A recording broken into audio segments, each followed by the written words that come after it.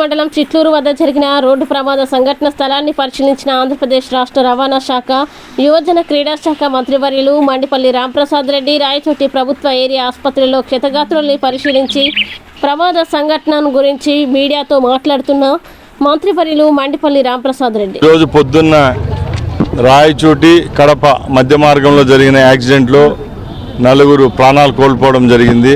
చాలా బాధాకరం, దురదృష్టకరం. ముఖ్యంగా ఈరోజు మరణాలు ఎక్కువగా రోడ్డు ప్రమాదాల వల్ల సంభవిస్తున్నాయి. మనం కూడా జాగ్రత్తగా ఉండాలా. ఎవ్వరూ దయచేసి మద్యం దాగి డ్రైవింగ్ చేయొద్దండి. కుటుంబ సభ్యులైతేనేం, శ్రేయోభిలాషులైతేనేం మన వారు బండిలో ప్రయాణించేటప్పుడు తప్పకుండా ఆ నియమాలు పాటించవలసిందిగా మేము కోరుకుంటున్నాం. అలాగే చాలా చిన్న వయసు వాళ్ళు డ్రైవింగ్ లైసెన్స్ కూడా లేకుండా ఈరోజు కార్లు తోలుతూ ఉన్నారు.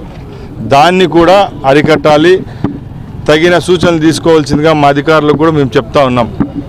ఈరోజు ఈ ప్రమాదం చూస్తే రాత్రి 1 గంటకి ఈ ప్రమాదం జరిగింది.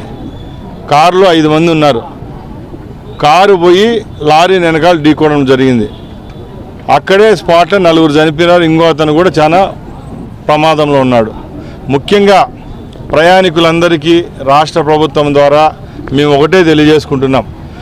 ఎన్ని సౌకర్యాలు ప్రభుత్వాలు కల్పించినా, పోలీసు వాళ్ళైతేనేం, ఆర్టీఓ వాళ్ళైతేనేం ఎన్ని సూచనలు ఇచ్చినా అందరూ పెడచెవును బట్టి ఈ ప్రమాదాలకు గురవుతూ ఉన్నారు. అందరికీ చేతులు జోడించి ప్రభుత్వం తరఫున మేము చెప్పేది ఒకటే, దయచేసి మద్యం తాగైతే వాహనాలు నడపొద్దండి. ఇప్పుడు చూస్తున్నాం ఎన్ని కుటుంబాలు శోక సముద్రంలో ఉన్నాయో మనమే గమనిస్తూ ఉన్నాం. ఒక్కసారి ప్రాణం పోతే వెనక్కి రాదు కాబట్టి తప్పకుండా ఇది గమనించాలా. మేమైతే రాబోయే కాలంలో రాష్ట్రంలో ఈ ప్రమాదాలు అరికట్టేదానికి ఎక్కడెక్కడైతే రోడ్ల దగ్గర సమస్యలు ఉన్నాయో రోడ్ సేఫ్టీ మెజర్స్ అయితే తీసుకుంటాం. అలాగే రేపు రాబోయే కాలంలో ప్రతి ఒక్క చెక్ పోస్ట్ దగ్గర అయితేనేం, ప్రతి ఒక్క 30 కిలోమీటర్లకు రాబోయే కాలంగా క్షుణ్ణంగా పరీక్షించి మద్యం విషయంలో అయితేనే, బండ్ల యొక్క ఫిట్మెంట్లో విషయంలోనైతే తగిన చర్యలు తీసుకునేదానికి రాష్ట్ర ప్రభుత్వం ముందుకు వస్తుంది. అలాగే ఈ కుటుంబాలంతటికీ మా సానుభూతి వ్యక్తం చేస్తూ ఈరోజు ఒక మంత్రిగా మా ప్రాంతంలో జరిగిన దీనికి నా మనసు చాలా కలిసివేసింది. నా చేతి గుండా ఈ పేద కుటుంబాలకు ₹1,00,000 ఇవ్వడం జరిగింది.